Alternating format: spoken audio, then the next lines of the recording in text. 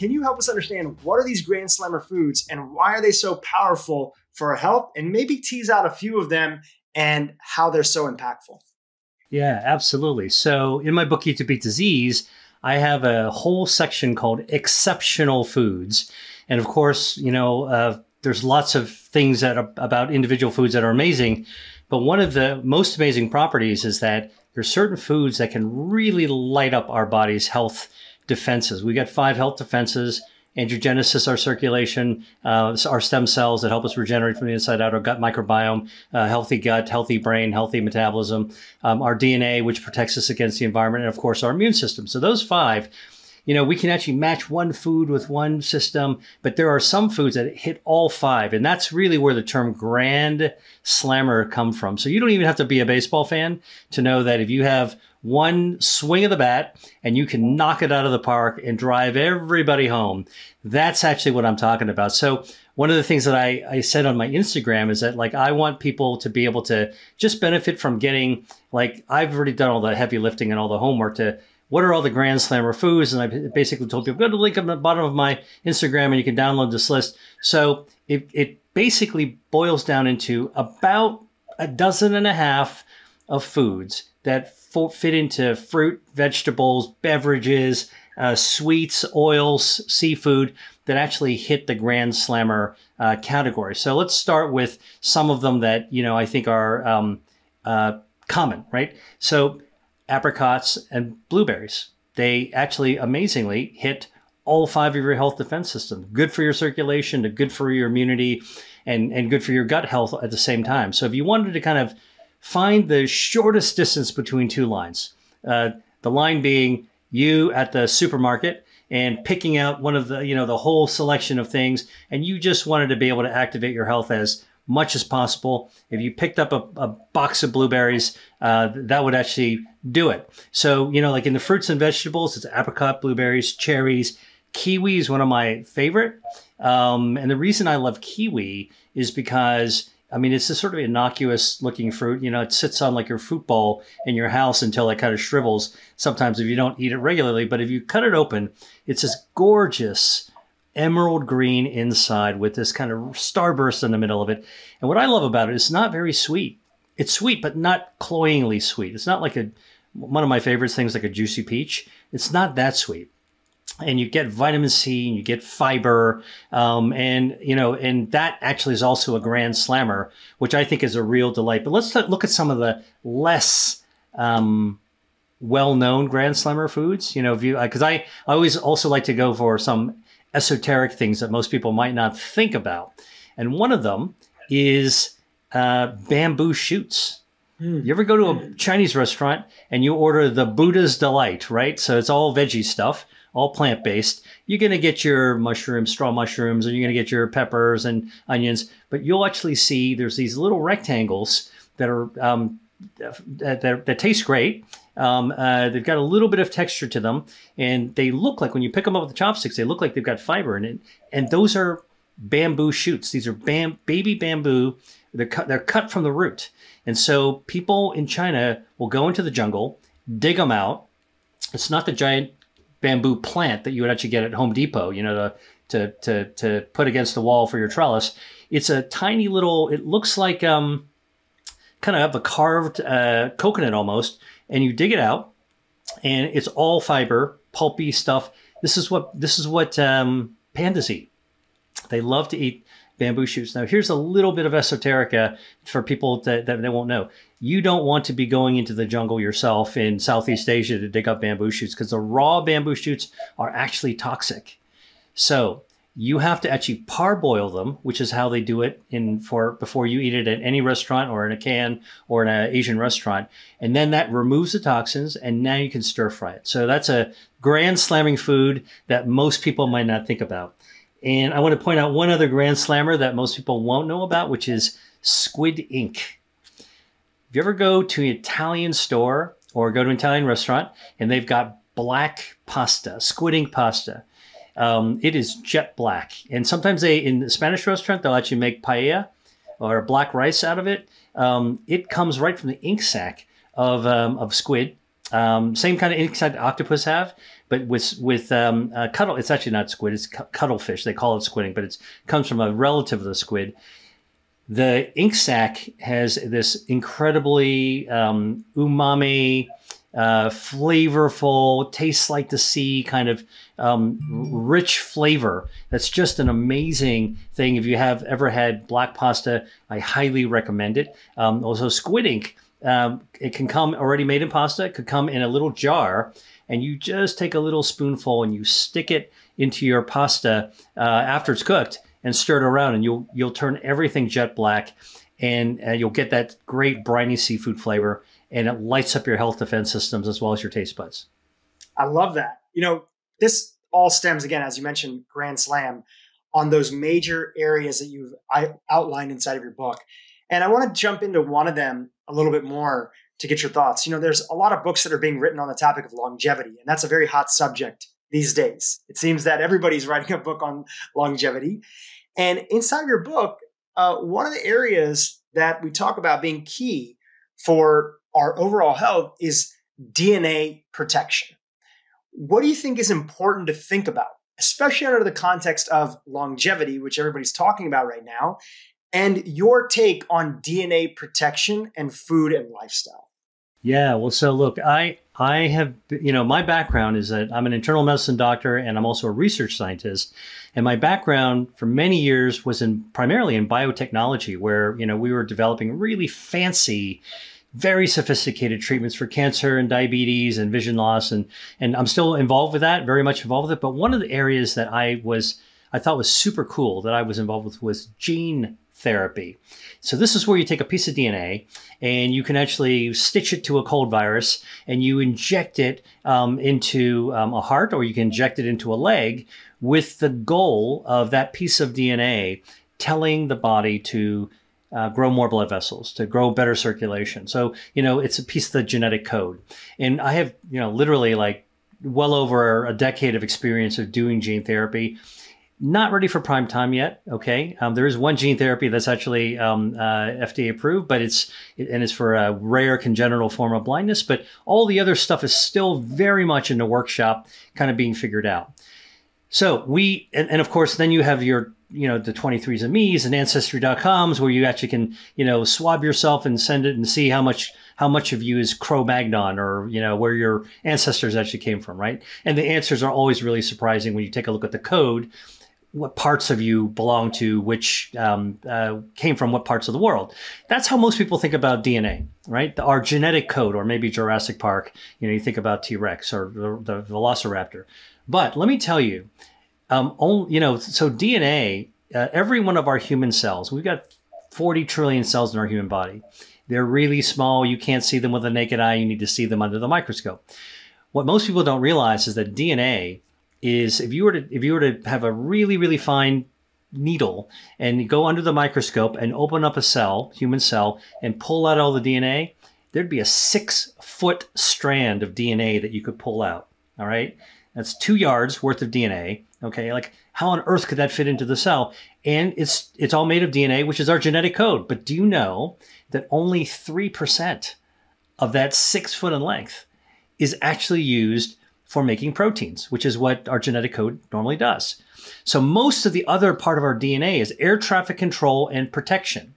So DNA is hardwired to protect us from the environment.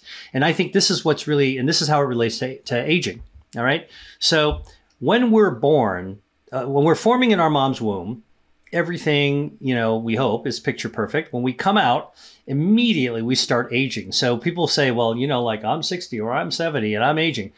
Hey man, you're aging like when you're 1 minute old. The clock is ticking the moment you take your first, when you get spanked, you're starting to age. You take your first breath. All right. So what happens is that our cells all are in this program. And that program actually will think about the Mission Impossible fuse. Light the fuse, it burns down. Okay. When you burn that fuse all the way down to the bottom, like pretty much you've expended the life of the cell, and the cell needs to actually replace itself. And over our time, 60, 70, 80, 90 years, okay, we pretty much run out of our materials to actually keep renewing ourselves. And as our cells age, net, we also age as well. That's why, a kid looks at themselves in a mirror and basically just sees the same image, same youthful, chubby image, with the cheeks and everything else. When you're like in your teenage and your adolescence and, in your 20s, you're cut and buff. You want to look as well as you can, as good as you can. As you get older, you start noticing those lines and wrinkles and the gray hairs and the things that are like, wait a minute, that's not me. Well, actually, what you're seeing in the mirror is the reflection of your cells wearing down. Now, there's a lot of work about longevity of like, how do we slow down the aging process? Some people want to reverse the aging process. What I would tell you is that one of the triggers is our DNA needs to be able to protect itself better against the environment, because our environment ages us. So what am I talking about? We all know somebody who spent, their adolescence and young adult life lying out on the beach. And then when they're in their 40s, man, they're like leather, right? And they look like their skin's pretty rough. That's aged skin, sun aging of skin. Okay. Now, that's what we see in the extreme. But I can tell you the same thing is happening when you're stuck in traffic in Los Angeles on the I-10 and on a sunny day, and the sun is coming in on the windshield or your arms out the window, you're still getting that damage. So how come we don't turn into leather every single time we get stuck in traffic or walk or go out for a run? It's because our DNA knows how to fix itself and reverse that damage that's occurring. Our DNA actually experiences a problem about 10,000 times a day. And if we didn't fix ourselves, we'd be aging a lot faster than we already do. And so one of the tricks to slowing down aging is to support our DNA's ability to fix itself from the environment. And so this is the ability for DNA to block the incoming missiles from the environment, ultraviolet radiation from the sky, radon from the ground, off-gassing from your carpet, from your, that new car smell, all fumes coming in, smelling that gasoline at the pump, which is now rising in cost, right? Because everything's going on in the world. All that stuff actually damages our DNA. Thank goodness our health defenses, our DNA is one of our health defenses, can fix itself to prevent that problem. Now, if there's damage in the DNA, a pothole, so one is prevent the potholes. If there's a pothole, the DNA can actually fill it as quickly as the damage occurred. And that's where foods can also be coming in helpful to help our DNA fix itself. There was a study that actually looked at kiwi, the fruit we just talked about. And they wanted to know, like, if you had just one kiwi a day, how much would it help protect your DNA against incoming? And they actually found that one kiwi a day, say, give somebody a kiwi to eat a day, take their blood out, expose it to environmental damage like ultraviolet radiation or some other kind of toxic, noxious exposure. And one kiwi a day will protect your cells with the DNA by 60%. So it's like putting up a 60% shield. One kiwi, all right? Vitamin C, other bioactives in the kiwi all help our DNA to do that. Now, if you ate 3 kiwis, though, now not only are you shielding yourself against that damage, now the DNA is inspired, geared, triggered to fix itself. You can fix holes 60% faster. So one, you can actually raise a shield. The second, you can actually put the construction crew to start to pave the road, repave those potholes as well. Then there's a third thing that's really important for aging, to prevent cellular aging, right? So you want to prevent the damage, you want to fix the damage, and now you want to slow that fuse down. So that Mission Impossible fuse, when the mission is over, man, that cell's done. It's old and it needs to be replaced. So you can actually slow down the burning of that fuse, which is really amazing. So that's slowing cellular aging. And if you multiply that by 40 trillion, now you're slowing your entire body's aging. And foods can actually do that too. One of my favorites is actually what I got right here.